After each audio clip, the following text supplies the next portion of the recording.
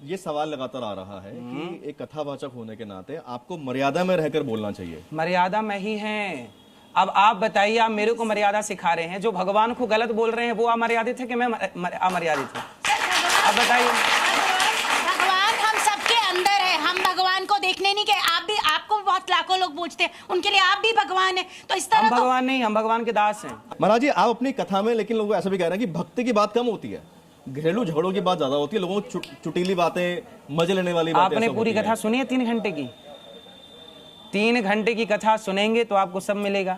अब आप केवल 30 सेकंड सुनेंगे तो कुछ नहीं मिलेगा। रील पे क्यों उलझे हैं? रील पे जाइए, कथा सुनिए, 3 घंटे की होती है, नित्य होती है, उसे आप सुनते नहीं। 30 सेकंड से क्या पाओगे? आप कथावाचक हैं। आप अभी एक सवाल ये भी आया कि संत, साधु और कथावाचक में फर्क भी होता है क्या, या एक होते हैं? पहले तो ये बताएं। साधु जिसने साधना की, साधना के द्वारा ईश्वर को प्राप्त करने का प्रयास किया, वो साधु। संत जिसने अपनी इच्छाओं का कर दिया हो अंत। ऋषि जो रिसर्च करते हैं, समाज को नया ज्ञान देते हैं। हमारे ऋषियों ने विमान बनाए हैं, पुष्पक विमान, कामक विमान, ये रिसर्च ऋषि। और मुनि जो आत्मचिंतन करें, मनन करें, उन्हें मुनि कहते हैं। साधु, संत, ऋषि, मुनि। सवाल ये है मेन कि सनातन में आपके हिसाब से महिलाओं का क्या स्थान है, क्योंकि आपसे ज्यादा महिला सनातन पूरी दुनिया में, सनातन में ही नारी को भगवान का दर्जा दिया है।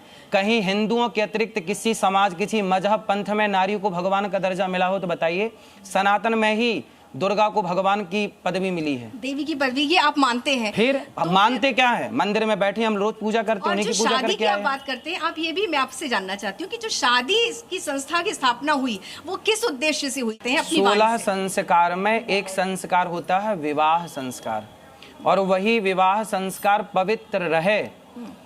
पराई स्त्री या पराय पुरुष, हमारे यहाँ कहते हैं पर नारी पर पुरुष का संग ना करके अपनी पत्नी अपने पति में रहो, और ना पुरुष व्यभिचारी हो, ना नारी रास्ते से भटके।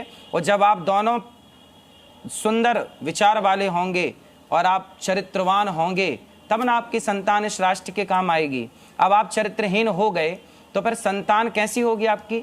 इसलिए हमारे यहाँ पूजा रावण की नहीं होती, रावण के पुतले जलाए जाते हैं, क्योंकि वो चरित्रहीन हो गया। अच्छा, और राम की पूजा की जाती है, क्योंकि राम चरित्रवान है। राम चरित्र सुनवे को रसिया। मैंने यही तो कहा कि आपकी बेटी चरित्रवान हो, आपका बेटा चरित्रवान हो। इतना कहा तो आप बवाल कर रहे हैं। बिल्कुल। मैं आपकी सारी बातों से सहमत हूँ और मैं आपको बहुत सुनती हूँ। आज आपको देखा, अच्छा भी बहुत लगा, लेकिन आपने जो बातें कही उसमें से बहुत सारी बातें सच भी हैं।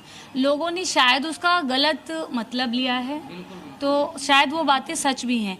लेकिन मैं चाहूँगी कि आप जितना महिलाओं को बोलते हैं, सही उसमें बोलते हैं, मैं चाहूँगी आप पुरुषों के लिए भी बोलें। पुरुषों को भी बोला, पर मीडिया ने स्त्रियों वाला चलाया, पुरुषों वाला चलाया नहीं। इसमें मेरी क्या गलती है? जी, मीडिया की क्योंकि गलती पुरुष है, जो का काम कर रही है मीडिया। कमेंट ऐसी भी आती है कि आप सिर्फ सुर्खियों में बने रहने के लिए, वायरल होने के लिए ऐसे बयान दे देते हैं। झूठ बोलना पाप है, नदी किनारे सांप है।